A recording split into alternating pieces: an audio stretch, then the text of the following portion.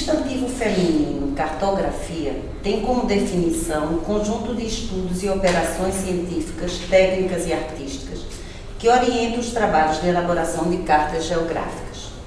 Por sua vez, o adjetivo cinematográfico corresponde ao que é relativo à cinematografia e ao cinema como meio de expressão.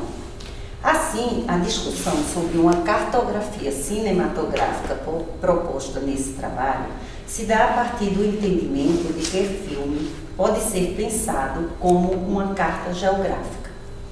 Uma cartografia cinematográfica corresponde ao estudo do mapeamento das práticas e perspectivas críticas que informam sobre a relação entre o espaço, o lugar e a cultura da imagem que proporciona a visualização do movimento das pessoas e dos objetos no espaço geográfico. Se um mapa representa uma totalidade espacial, uma vez que os cineastas editam diferentes cenas e tomadas de uma cidade e de sua arquitetura, por exemplo, a ideia de cartografia cinematográfica se configura como uma proposição de reorientação e reorganização do espaço, produzindo, consequentemente, a demolição e a reconstrução da imagem do lugar, objeto da construção fílmica. Posições como a do cineasta alemão Wim Wenders, que considera o roteiro de filme um mapa geográfico, corroboram com a afirmação de Rubens Machado de que cada lugar nos solicita um modo de olhar. Isso reafirma a noção de que o próprio espaço urbano apela ao nosso senso e intenção de organização cartográfica dos espaços e lugares do nosso interesse. Nesse sentido, esse trabalho propõe uma reflexão sobre a construção das experiências urbanas e das identidades no filme documentário pernambucano Rio Doce CDU, dirigido por Adelina Pontual em 2013. Na opinião de Deleuze e Guattari, e eu cito, a realidade cartografada se apresenta como um mapa móvel, de tal maneira que tudo aquilo que tem aparência de o mesmo não passa de um concentrado de significação, de saber e de poder. Nos valendo da cena teórica de Deleuze e Guattari, podemos pensar a cartografia cinematográfica em Rio Doce CDU como uma proposta fílmica que incorpora uma realidade cartografada, isto é, um mapa móvel, através do qual percorremos espaços e lugares que podem ou não nos parecer familiar. Parafraseando Deleuze e Guattari, a realidade cartografada, que nos é apresentada com toda a verossemelhança que tenha em relação à sua contrapartida na realidade, adquire significação no processo de produção do próprio mapa. Esse mapa, logicamente, resulta de uma maneira de olhar, pensar e entender o lugar imagetificado e, portanto, Rio Doce CDU é uma cartografia, tanto de uma existência quanto de uma ideia, uma intenção, um olhar, um posicionamento específico sobre o e no espaço cartografado. Consequentemente, podemos considerar esse mapa móvel como uma cartografia do significado que associamos ao lugar. Rio Doce CDU apresenta uma viagem de ônibus através das cidades de Olinda e Recife, seguindo a trajetória da linha 920 Rio Doce CDU. Em seu trajeto, o ônibus sai do terminal da integração do Rio Doce em Olinda, que seria o quilômetro 0, e atravessa vários bairros da cidade e vários bairros da cidade do Recife, como em Olinda, Pau Amarelo, Mamanguape, em Recife, Encruzilhada, Campo Grande, Engenho do Meio e por aí vai, percorrendo longas avenidas como a Avenida Agamenon Magalhães e a Avenida Caxangá. O exercício voyeurístico executado por Pontual nesse filme extremamente urbano e de rua, na descrição da própria cineasta, se materializa através de imagens originadas a partir do deslocamento do ônibus. Gosto de olhar a cidade dessa perspectiva, diz Pontual. As imagens da cidade, nesse caso, se mostram enquanto imagens de percurso que materializam o movimento geográfico-fílmico no espaço, e revelam a paisagem urbana em sua diversidade imagética e atmosfera suburbana. A ideia original do Pontual foi também apresentar as transformações ocorridas no espaço urbano. Ela diz: eu queria mostrar a marca do tempo na cidade, o que, segundo o colega cineasta pernambucano Marcelo Gomes, se configurou como um olhar nostálgico sobre as duas cidades. Destaca-se durante o filme a insistência em construir a paisagem da cidade como reflexo, efeito conseguido por meio do uso de uma traquitana. Formato sugerido pelo diretor de fotografia Beto Martins, de imagens espelhadas nas janelas do ônibus. Logo, a cartografia proposta no filme denota o ver a cidade em movimento através de sua imagem refletida nas janelas do ônibus. Intercalando imagens em movimento no e do ônibus com as entrevistas com pessoas que utilizam ou utilizaram por muito tempo a linha Rio Doce CDU diariamente, a Adelina Pontual constrói uma cartografia que agrega valor humano e identidade ao lugar. No início do filme, por exemplo, ouvimos em off que a experiência de andar no ônibus da linha 920 se assemelha a um percurso turístico. Ademais, depoimentos emotivos sobre a linha 920 só intensificam a noção de valor humano agregado a uma maneira de olhar e experienciar a cidade de uma forma específica, no ônibus em movimento e através de uma geografia específica, os lugares da cidade no percurso imposto pela trajetória do ônibus. Depoimentos como os que ouvimos de uma moça na Feira do Rio Doce, ainda no quilômetro 2 do percurso, serve como um ótimo exemplo. E ela diz: fiz a minha graduação inteira lá na Federal e o mestrado também, andando de ônibus. Então eu pegava um ônibus do Janga para Olinda e eu ainda pegava aquele Rio Doce CDU, que todo mundo conhece muito bem, que sempre está muito lotado, nunca tem lugar para sentar. Foram muitos anos assim, indo e voltando. Significativos também são os depoimentos sobre a experiência do viver e pertencer à cidade, associados às opiniões sobre o local de moradia que, em última instância, transformam os espaços da cidade em lugar pela experiência de movimento e deslocamento proporcionada pela linha Rio Doce CDU. Isso se apresenta muito claramente nas seguintes falas em off de moradores de um conjunto habitacional em Olinda, no quilômetro 1 ainda do percurso, que demonstram visões e vivências contraditórias sobre o lugar. O morador 1 fala: moro há 40 anos, fui uma das primeiras a chegar. Acho que é um dos melhores bairros para morar. O segundo morador: é feio, mal planejado, quando chove é um inferno e também não tem área de lazer nenhuma. Não tem planejamento urbano nenhum. É um buraco e quando chove encha de água. É um lugar também de muita violência.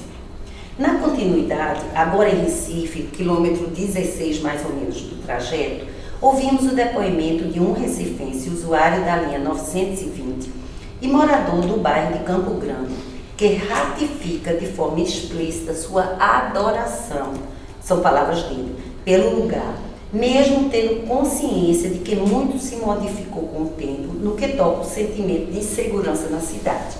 Gosto demais. 43 anos num local é muita coisa. Cheguei menino e hoje estou velho. Ficava aqui até 10 horas da noite com a porta aberta e não chegava ninguém. Fazia muito que não tinha ladrão, não tinha nada. Hoje, quando é 5 horas da tarde, não tem mais ninguém e eu fecho. Antigamente tinha muita casa, hoje tem mais comércio. Além da cartografia cinematográfica, constituída pelas imagens das cidades de Olinda e do Recife durante o trajeto do ônibus, o discurso dos objetos arquitetônicos que tem tradicionalmente representado edifícios como objetos artísticos ou técnicos, nesse caso, os colocam como objetos sociais, investindo-os de significado social, determinando e ou moldando relações sociais. O filme traz o espaço do ambiente construído para o centro da discussão social e humana, posta nessa cartografia cinematográfica, de forma a produzir uma diversidade de modos de olhar, entender e interpretar os elementos culturais que envolvem os lugares e ambientes arquitetônicos que compõem esse mapa fílmico. Em Rio Doce CDU, isso se dá mais efetivamente em uma das paradas exploratórias, como pontual as designa, no mercado da Encruzilhada, quando uma senhora casada com um homem que trabalha como sapateiro no local expressa sua ligação afetiva com o lugar, associando com a lembrança como usuária do ônibus Rio Doce CDU. E eu cito: quando eu estudei em Olinda, pegava o Rio Doce no Espinheiro, onde eu morava, e ia para Olinda. Então, todos os dias eu pegava meu ônibus comum. Isso já foi há 22 anos atrás. Muito lotado, ele só anda cheio. E realmente é um verdadeiro turismo. Você sair de uma cidade para outra, conhecendo a Agamenon, chegando ao Complexo Salgadinho até chegar em Olinda. Essas falas agregam aos espaços arquitetônicos, como os mercados da Encruzilhada e mais adiante o Mercado da Madalena, um significado e uma identidade enquanto lugar na proporção direta das vivências, práticas e interações sociais que acontecem nos seus ambientes e na relação destes com a posição geográfica na cidade. Esses lugares passam a ter um significado que advém do dia a dia da vivência neles próprios e do percurso de chegada até eles. Tudo isso agrega afeto e valor ao lugar, consequência da memória constituída pela experiência dos seus usuários, associada à mobilidade e ao percurso de chegada e saída desse lugar, representado pela linha 920.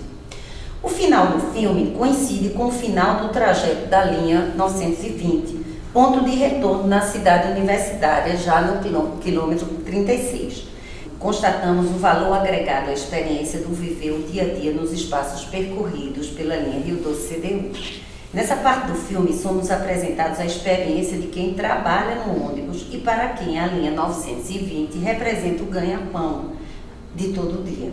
Aqui visualizamos a dinâmica de produção do espaço e da experiência afetiva que agrega o trabalho à experiência do viver diário em movimento pela cidade.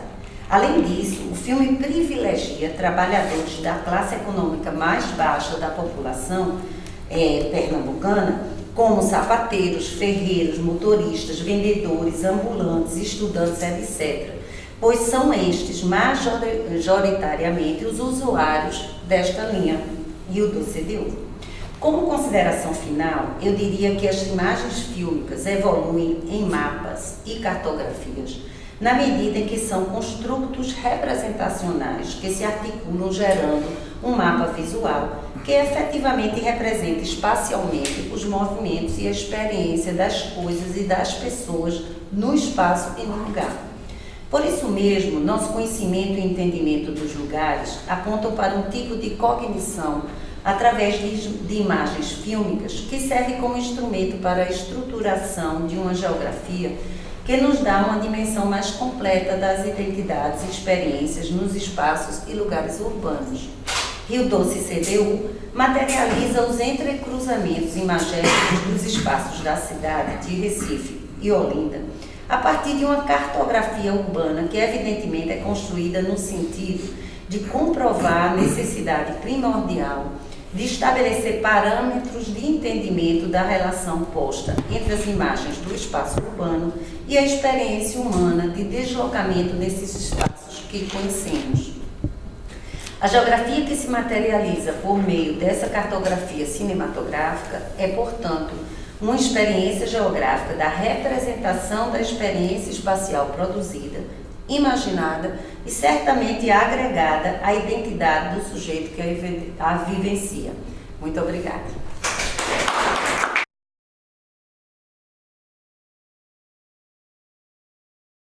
Ao longo da pesquisa, eu fui analisando a montagem e a mise-en-scène dessa obra do diretor e percebi que nesses primeiros filmes ele faz esse investimento, numa montagem intelectual, numa montagem dramática.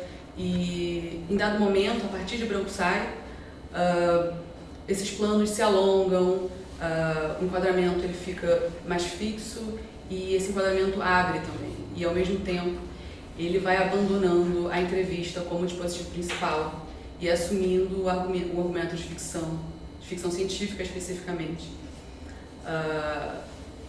como o roteiro, né? Como se fosse uma base para que essa interpretação, para que essa encenação desses personagens possa acontecer diante da câmera. Daí, o que fica para mim como questão, né, que me faz entrar, né, na questão do corpo em relação à obra da Dirley, como você tratar desses corpos, né, desses personagens, de uma maneira singular, que dê conta, né, da sua intimidade, ao mesmo tempo, sem abandonar, que me parece o seu caso, a necessidade de falar dessa história de Ceilândia em relação a Brasília, né? E daí eu trago uma citação do Migliorin, que ele fala sobre o documentário, né, brasileiro contemporâneo, essa questão da política das imagens. O personagem exemplar deve atender às necessidades que não lhe pertencem. Não há comunidade possível, não há conexão, tensão. Pensar o outro como singular é colocá-lo como presente na polis, alguém que não é exemplar, mas faz diferença na comunidade. Por vezes, simplesmente porque nele passa um mundo que não é igual sem ele, microesteticamente falando. O singular não é o exemplar, nem o que sente diferente do outro ele é. Justamente o que faz e o que sente diferente do outro ele é. Justamente o que faz vibrar sem isolamento o mundo na sua diferença.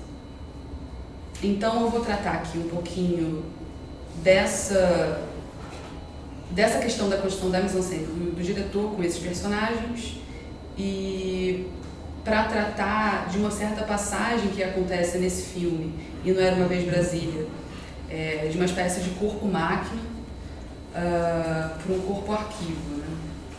Branco-Sai gira em torno de 3 protagonistas inseridos num universo de ficção científica em que Brasília foi dominado pela tecnocracia estatal. Dimas Cravalanças é um viajante do tempo incumbido por um estado futurista de desvendar um crime ocorrido nos anos 80, a invasão policial do bairro do Quarentão, em Ceilândia. A Dimas é dada a tarefa de voltar ao passado num container máquina do tempo e encontrar uma testemunha do caso. Sartana vive isolado num depósito onde coleta e conserta pernas mecânicas defeituosas, além de cuidar da própria prótese. Marquinhos é também deficiente físico e passa a maior parte do tempo se movendo pela casa em sua cadeira de rodas. Ele tem um bunker subterrâneo onde abriga um estúdio de rádio pirata. Lá ele passa seus dias a narrar as memórias do Quarentão, embalado por raps daquela época. Segundo ele, Branco-Sai ratifica uma citação à fala da polícia ao invadir o Quarentão, minutos antes de começar a chacina. Nesse dia, Marquinhos foi baleado e perdeu o movimento das pernas, tornando-se cadeirante. Sartana foi atropelado pela cavalaria e teve uma perna amputada. Há uma cena no filme em que são mostrados seus testemunhos, Dimas depositado nas paredes do container, entrevistas com Marquinhos e Sartana sobre o fato. O universo de ficção científica permanece em Era Uma Vez Brasília. O filme começa numa passarela que cruza a linha do trem em Ceilândia. Vemos o retorno do personagem de Marquinhos, que trama um plano aos sussurros com uma mulher negra que depois sabemos ser Andréia, ex-presidiária e integrante do exército revolucionário chefiado por ele. Somados ao roteiro de ficção, o diretor filma os protestos contra o processo de impeachment da presidenta Dilma Rousseff, que tomava a cidade à época. Enquadrado num plano geral fixo, o líder da tropa está em frente ao plano central, Planalto Central, que parece queimar pelas chamas dos manifestantes. Ouvimos trechos da sessão final do julgamento no Senado, além do primeiro pronunciamento de Michel Temer como presidente interino. Enquanto isso, WO4 é um prisioneiro de Estado enviado numa viagem espacial em direção ao planeta Terra. Em troca de sua liberdade, as autoridades lhe confiam a missão de assassinar Juscelino Kubitschek.